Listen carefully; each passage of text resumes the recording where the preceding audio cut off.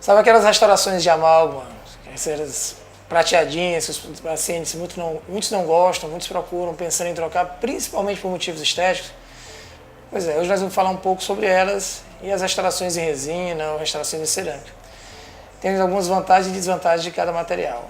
O amálgama tem como desvantagem principal a não adesão ao dente, ao remanescente dentário. Então, quando eu faço uma restauração em amálgama, aquele amálgama não vai se unir quimicamente à restauração.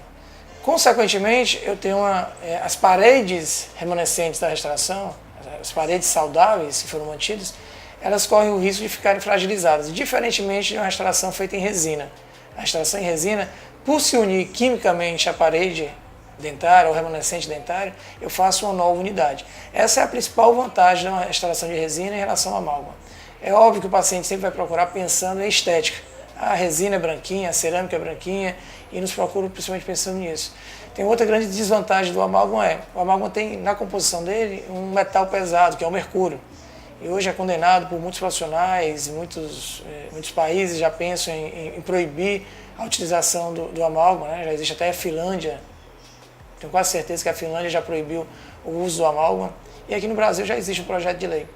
Uma outra grande desvantagem do amálgama é que, a longo prazo, ele começa a apresentar pontos de filtração.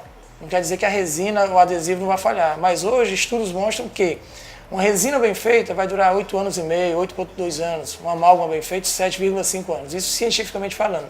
É óbvio que alguém que esteja vendo esse vídeo hoje pode dizer, eu tenho meu amálgama há 20 anos, 30 anos, sim, mas você não sabe o que é que tem por baixo. Então a remoção dessas restaurações, tanto em resina como amálgama, a longo prazo, elas vão acontecer. Né? Alguns desses dentes vão apresentar dor, alguns dentes vão apresentar lesões que pode chegar até um canal, né, que é a endodontia, mas a troca vai ter que acontecer um dia. Tá? E hoje um dos principais motivos da troca é exatamente isso que a gente falou há pouco, a questão do mercúrio na composição do amálgama. Uma outra grande desvantagem do amálgama é que ele apresenta a longo prazo o que a gente chama de expansão tardia. O que seria isso? Esse amálgama vai aumentar de volume, correndo o risco de causar fraturas nos dentes. Hoje, alguns dos dentes que a gente acaba transformando no futuro em coroas ou então em blocos, né, que a gente chama de onlys e inlays, quando são estéticos, eles são exatamente causas dessas expansões tardias. Né? Pelo amálgama não ter adesão química, como a gente falou, ele fica com duas paredes separadas e uma estrutura restauradora no meio, no caso o amálgama. Então, esse risco que a expansão tardia leva ao dente é exatamente de fraturas a longo prazo.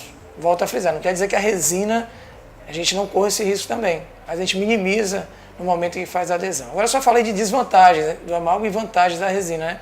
O amálgama apresenta uma grande vantagem em relação à resina, que é o tempo de trabalho. Né? A forma de trabalhar com amálgama é muito mais simples. Então, você confeccionar uma restauração de amálgama e uma em resina da mesma proporção, do mesmo tamanho, as mesmas cavidades, vamos dizer aí que seja talvez metade do tempo, um terço do tempo que você faz uma resina, você faz um terço ou metade de uma restauração de amálgama. Então veja que resina a gente tem muito mais vantagens do que desvantagens.